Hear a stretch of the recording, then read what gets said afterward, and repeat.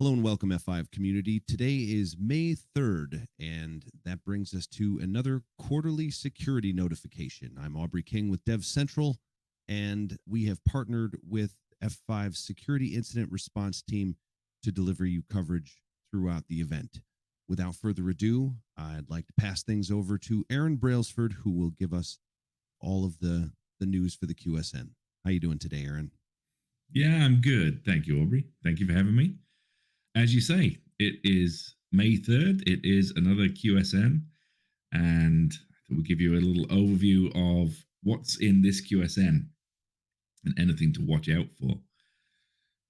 So, the good news is there are no critical vulnerabilities in this QSN.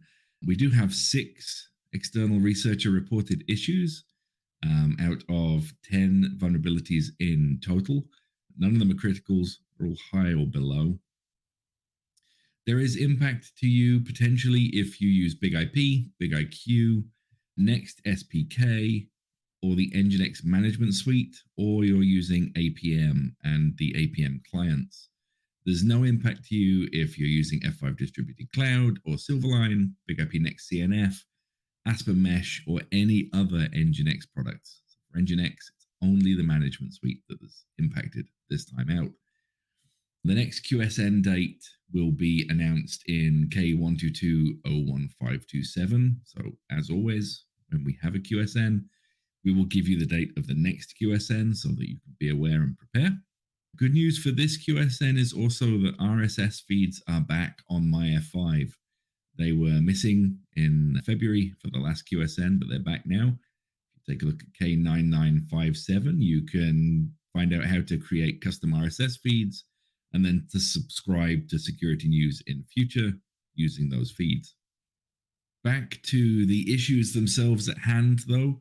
We have 6 highs and 4 mediums in this QSN. Like I say, no criticals, which is good news. 7 impact BigIP, 1 for SPK, 1 for BigIQ, 2 for the Nginx management suite. Of those, only 2 affect the data plane for BigIP, so only 2 of these vulnerabilities affect traffic handling. All of the rest are control plane for both BigIP, BigIQ, and the Nginx management suite. And there are 2 edge client vulnerabilities, like I mentioned. Just to break things down a little further then, and so that everybody knows where they should be, if you are already running any of these versions, then you are fine. You have the full suite of fixes. If you aren't, then these are the versions that we'd recommend that you move to. So 17.101, 16.134, 15.182, and 14.154, BigIQ 8.3.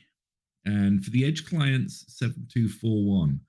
So to talk about a couple of points here specifically, if you're running edge client 7.2.3, there should be an update out for that shortly after this QSN, which contains a fix for the 2 issues. But we would actually recommend customers start to look to the 7.2.4 branch. As you probably all know, after BigIP 13, you can update the APM clients independently of the BigIP version. So you only need to update the clients, roll them out to your clients, obviously. There's a knowledge base article, the numbers here on the screen, K525-47540, that has more information on how to do that. Just another reminder here for BigIP, version 13 reached end of software development a little while ago, so there won't be any fixes for the 13x branch going forward. If you're on 13, you really need to move to a later branch, 14 or onwards, which are still under software development and under support. 17.0x, you might also notice, is missing from this list, so anybody running 17.0. 17.0 hits end of software development in June, the end of June this year. Some of these vulnerabilities do impact 17.0. If you're running 17.0, I would strongly recommend looking to 17.1 rather than waiting for a fix on 17.0, given that 17.0 has a very short lifespan left for software development. If you're using any of our other products, so BigIP Next, if you move to SPK 1.6, that has the fixes. And for Nginx Management Suite, Instance Manager 2.9, API Connectivity Manager 1.5, they have the fixes for the 2 Nginx Management Suite vulnerabilities. Like I say, everything Bar two vulnerabilities in this QSN is control plane, is management interface. So if you have your management interface not internet accessible and accessible only by trusted users, you've really limited the risk of all of those vulnerabilities right off the bat. And you probably just want to take a look at the security advisories and apply your own risk basis to those to see if you actually need to upgrade or update for those. And finally, I just wanted to spotlight one issue. So this is one of the two highs. It's the Big IP Edge client impacting issue. Current versions of Edge client behave slightly differently to the fixed version. That's why I'm highlighting it here. This could potentially be a breaking change if you are relying on the functionality that has been changed. So pre the fix, Big IP Edge client will not abort. It will successfully connect, even if the certificate presented by the APM is self-signed or invalid.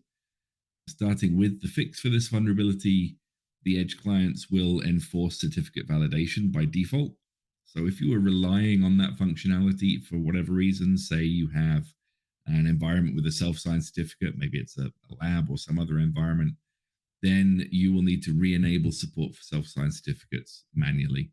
Instructions for that are in the security advisory. That's just something to be aware of. There's nothing else in this QSN that should be a breaking change for anybody where functionality changes between releases. So you can be quite reassured there. That's why I wanted to call this one out.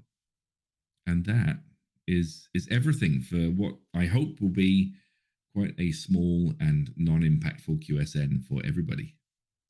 Well, we'll definitely knock on wood for that one, of course. And, as always, I thank you for your time today to deliver the QSN to the community. It's always very helpful. No problem. You're most welcome.